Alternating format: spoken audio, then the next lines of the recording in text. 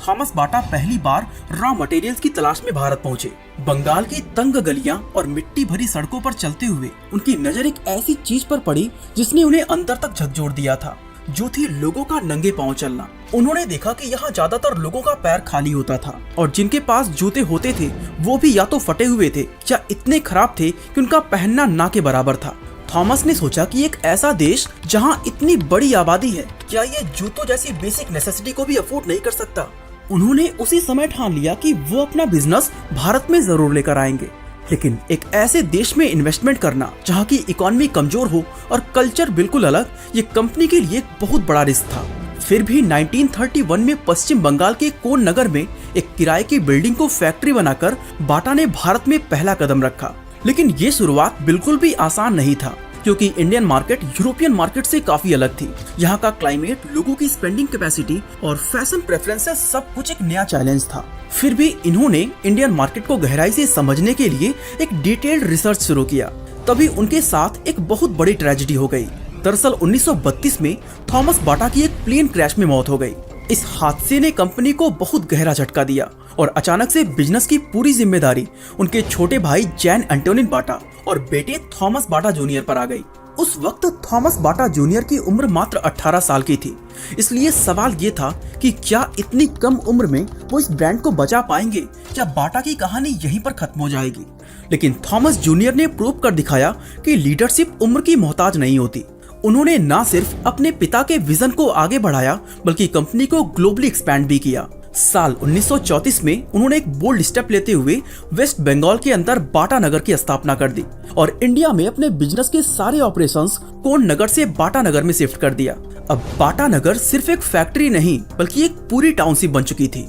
Thomas बाटा junior ने यहाँ न केवल जूतों का प्रोडक्शन बढ़ाया बल्कि वर्कर्स के लिए एक सपोर्टिव कम्युनिटी भी तैयार की। वर्कर्स के लिए अफोर्डेबल घर बनाए गए ताकि वो फैक्ट्री के पास रहकर अपने काम पर बेहतर तरीके से फोकस कर सके। साथ ही उनके बच्चों के लिए स्कूल्स और परिवार वालों के लिए हॉस्पिटल्स की भी व्यवस्था की गई। इस टाउनशिप ने न केवल प्रोडक्शन के कॉस्ट को कम किया बल्कि वर्कर्स की लॉयल्टी और प्रोडक्टिविटी को भी नई ऊंचाइयों तक पहुंचाया। इसके साथ ही जूनियर बाटा ने कुछ ऐसी मार्केटिंग स्ट्रेटजीज अपनाई जो इसके लिए गेम चेंजर साबित हुई। इसमें सबसे पहली और सबसे इम्पैक्टफुल स्ट्रेटजी थी चार्म प्राइसिंग। बाटा ने अपने जूतों की कीमत 10 रुपए की बजाय 9.99 रुपए रखनी शुरू की।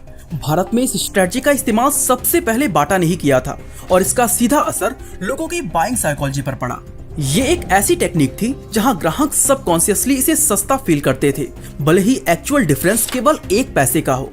इसके अलावा बाटा ने अपने एडवर्टाइजिंग कैंपेन्स में लोकल प्रॉब्लम्स को टारगेट किया। जैसे उस वक्त टिटनस जैसी बीमारियां एक बहुत बड़ी समस्या होती थी, तो ऐसे में बाटा ने टिटनस से सावधान रहें, छोटी सी भी चोट खतरनाक हो सकती है, इसलिए जूता पहने इस लाइन को अपना स्लोगन बना दिया। इस स्लोगन के जरिए उन्होंने लोगों को समझाया कि नंगे पैर चलने से चोट लगने का खतरा बढ़ जाता है और सही फुटवेयर पहनकर इन बीमारियों से बचा जा सकता है। इस अप्रोच ने न सिर्फ बाटा के प्रोडक्ट्स को प्रैक्टिकल और जरूरी बताया बल्कि कस्टमर्स के साथ एक इमोशनल कनेक्ट भी बनाया। मतलब बाटा ने इंडिया में जूतों को सिर्फ बेचा नहीं बल्कि उन्हें पहनना भी सिखाया। बाटा ने इंडियन फैमिलीज की जरूरतों को ध्यान में रखते हुए बच्चों से लेकर बुजुर्गों तक हर उम्र के लिए फुटवेयर डिजाइन किए ताकि एक ही जगह पर पूरी फैमिली के जूते मिल सके और कोई भी ग्राहक उनके स्टोर से खाली हाथ ना लौटे। साथ ही इंडिया में पहली बार बाटा ने हैंडक्राफ्टेड जूतों की मोनोपोली को खत्म किया था और मशीन मेड मास प्रोडक्शन को इंट्रोड्यूस किया था, जिससे जूतों की क्वालिटी में कंसिस्टेंसी आई। इन जबरदस्त स्ट्रेटजीज की वजह से 1940 तक बाटा पूरे भारत में एक हाउस होल्ड नेम बन चुका था और अब कोलकाता, दिल्ली व पटना जैसे बड़े शहरों में उसके रिटेल स्टोर्स खुल चुके थे। लेकिन एक तरफ जहां बाटा भारत में अपनी जड़ें मजबूत कर रहा था, वहीं दूसरी तरफ दुनिया में सेकेंड वर्ल्ड वॉर छिड़ गया था, जिसने बाटा के लिए एक बड़ी चुनौती खड़ी कर दी थी। लेकिन दोस्तों, थॉमस बाटा जूनियर ने इस प्रॉब्लम का सलूशन पहले ही सोच निकाला था। 1939 में युद्ध की शुरुआत होते ही उन्होंने अपनी फैमिली को कनाडा शिफ्ट कर दिया। ये न सिर्फ उनके सेफ्टी के लिए था बल्कि बाटा के ग्लोबल ऑपरेशंस को मैनेज करने की स्ट्रेटजी का पार्ट भी था। उन्होंने लैटिन अमेरिका, एशिया और नॉर्थ अमेरिका जैसे नए मार्केट पर फोकस किया। साथ ही उन्होंने सप्लाई चेन डिसरप्शन से बचने के लिए लोकलाइज्ड प्रोडक्शन यूनिट्स पर जोर दिया। युद्ध के इस मुश्किल दौर में भी बाटा की फैक्ट्रीज फुल कैपेसिटी पर चल रही थी, क्योंकि बाटा अब सिर्फ यूरोपियन मार्केट पर डिपेंडेंट नहीं था। फिर आया साल 1947 जब भारत को आजादी मिली और देश रीबिल्डिंग के फेज में था। क्योंकि अब तक भारत की फुटवेयर इंडस्ट्री अभी भी ऑर्गेनाइज नहीं थी। ऐसे में बाटा ने अपनी स्ट्रॉन्ग रिटेल नेटवर्क बनानी शुरू कर दी। 1950 के दशक में बाटा ने न सिर्फ बड़े शहर जैसे कोलकाता, दिल्ली, मुंबई और चेन्नई में अपने रिटेल स्टोर्स खोले, बल्कि छोटे शहरों और कस्बों तक भी पहुंच बनाई। इसके बाद बाटा ने डायरेक्ट टू कस्टमर मॉडल पर काम किया, यानी वो अपने प्रोडक्ट्स को बिना किसी डिस्ट्रीब्यूटर के सीधे कस्टमर्स को बेचना शुरू किया।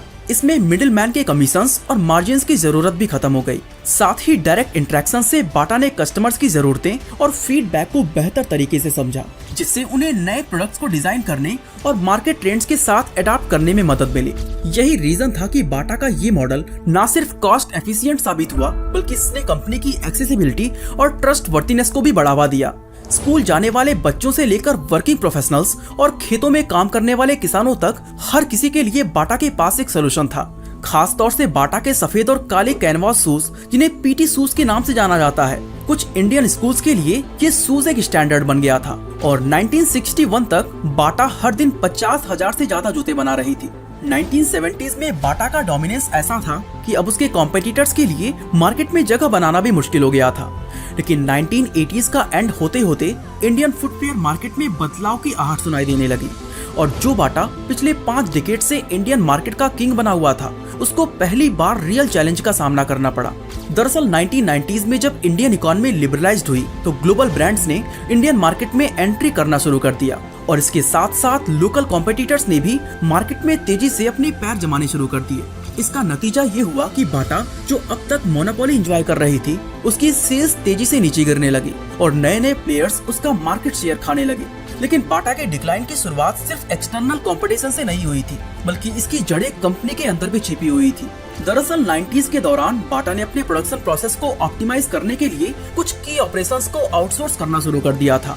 फॉर एग्जांपल, इन्होंने अपने पावर रेंज के जूतों को चीन से मंगाना शुरू कर दिया था, जबकि पहले सिर्फ असेंबली और स्यूइंग का काम आउटसोर्स किया जाता था। अब इससे उनकी कॉस्ट तो कम हो गई, लेकिन प्रोडक्ट की क्वालिटी पर बहुत बुरा असर पड़ा। बाटा, जो अपनी ड्यूरेबिलिटी और रिलायबिलिटी के लिए मशहूर था, अब वो कस्टमर कंप्लेंट्स का सामना कर रहा था। इसकी वजह से उनके लॉयल कस्टमर्स धीरे धीरे दूसरे ब्रांड्स की तरफ शिफ्ट होने लगे। इसके अलावा 90s के दशक में इंडियन कस्टमर्स की प्रेफरेंसेस भी बदलने लगी थी। लोग फैशन कॉन्शियस हो रहे थे और वो ड्यूरेबल जूतों की बजाय एक स्टाइलिश फुटवेयर की डिमांड कर रहे थे। लेकिन बाटा ने इस बदलाव को समझने में चूक कर दी। उनका फोकस अभी भी लोअर और मिडिल इनकम सेगमेंट पर था, जबकि नए प्लेयर्स ने प्रीमियम और फैशनेबल सेगमेंट को टारगेट किया था। पैरागॉन, रिलैक्सो और लिबर्टी जैसे local players low cost footwear market में टक्कर दे रहे थे, और दूसरी तरफ नाइकी, एडिडास और रिबुक जैसे इंटरनेशनल ब्रांड्स प्रीमियम सेगमेंट पर कब्जा कर रहे थे। इस तरह बाटा, जो एक समय हर प्राइस सेगमेंट में लीडर था, वो अब कई फ्रंट्स पर लड़ाई लड़ रहा था। इस सब के अलावा बाटा का डायरेक्ट रिटेल मॉडल, जो एक वक्त उसकी सबसे बड़ी स्ट्रेंथ था, बदलते वक्त के साथ उसकी सबसे बड़ी कमजोरी बन गया। एक्चुअली बाटा के पुराने स्टोर्स अब आउटडेटेड हो चुके थे, जहां शॉपिंग एक्सपीरियंस पर खास ध्यान नहीं दिया जाता था। दूसरी तरफ कॉम्पिटिटर्स अपने स्टोर्स को मॉडर्न और क्लासी बना रहे थे, जो कस्टमर्स को ज्यादा अट्रैक्ट कर रहे थे। इन सब रीजंस के चलते बाटा का डोमिनेंस धीरे धीरे कमजोर पड़ने लगा। अब तक इस कंपनी को ये एहसास हो चुका था कि अगर उन्हें मार्केट में सरवाइव करना है, तो पुरानी स्ट्रेटजीज को छोड़कर कोई नया रास्ता अपनाना होगा।